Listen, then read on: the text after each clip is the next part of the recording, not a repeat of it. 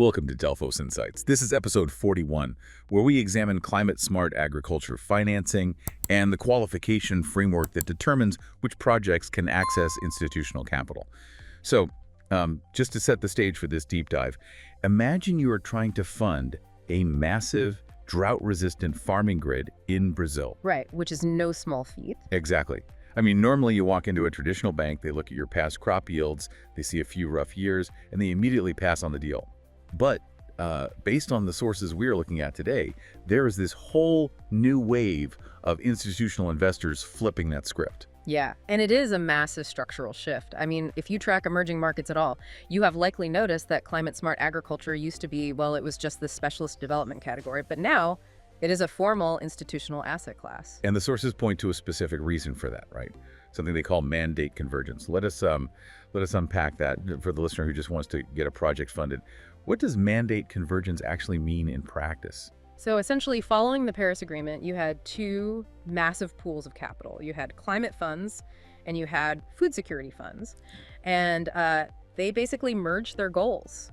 The math driving this is actually pretty wild. How so? Well, agri-food systems generate roughly 30% of global greenhouse gas emissions. But, and this is the crazy part, they only attract about 7.2% of total climate finance. Wait, 30% of emissions, but only 7.2% of the funding. That is a staggering gap. It really is. And because agricultural systems are, a primary source of emissions, but also incredibly vulnerable to climate risk, institutional capital now views them differently. They are a prime target for adaptation finance. I see. So if you're building food security infrastructure in emerging markets today, environmentally mandated funds treat you as a primary recipient. Exactly. You are not just an exception anymore. Okay, so the capital exists.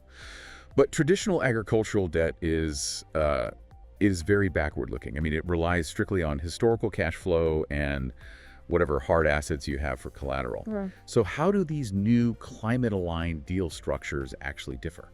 Well, there are basically four main alternatives available beyond standard debt, and they completely change the mechanics of borrowing. First, you have green bonds.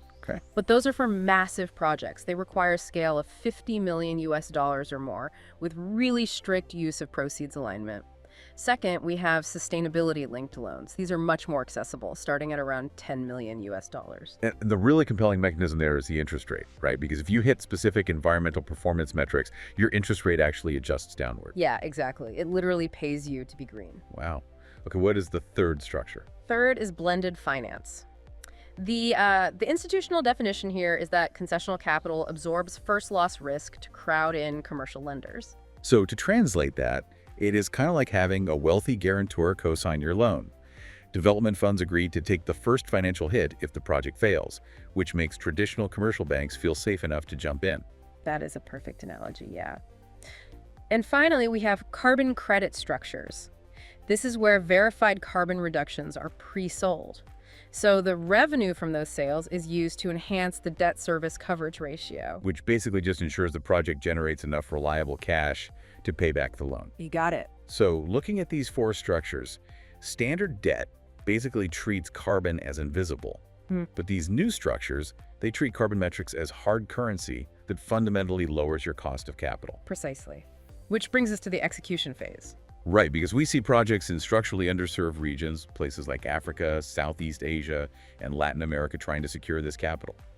Why do some of them succeed while others just completely fail to get traction? It all comes down to a really strict qualification framework that development lenders apply. They look for four specific things. They want quantifiable environmental impact, predictable revenue, robust governance, and a capital stack designed for co-investment. Wait, I have to push back on that first criterion, the quantifiable environmental impact. If I am a sponsor, wouldn't I just build the farm first, measure my emissions over the first year, and then just hand the bank a compliance report? See, that right there is the crucial misconception. That is exactly what prevents projects from ever reaching financial close. Really? Why? Because a verified emissions baseline is a pre-engagement structuring input. It is not a retrospective reporting requirement. I mean, in plain English, you need that baseline before you even walk into the bank. So you cannot just promise to be green later and figure out the math on the fly? No, absolutely not. If you approach a lender without an established framework for measuring impact on day one, you simply will not pass an initial credit committee, period. Wow. That completely changes the timeline for preparing a deal. It really does. So for the listener out there putting an agricultural deal together, here is a strategic question to consider. Before you engage lenders, does your project's capital stack and emissions baseline independently signal co-investment readiness to a development finance credit committee? This has been Delphos Insights. Learn more at delphos.go.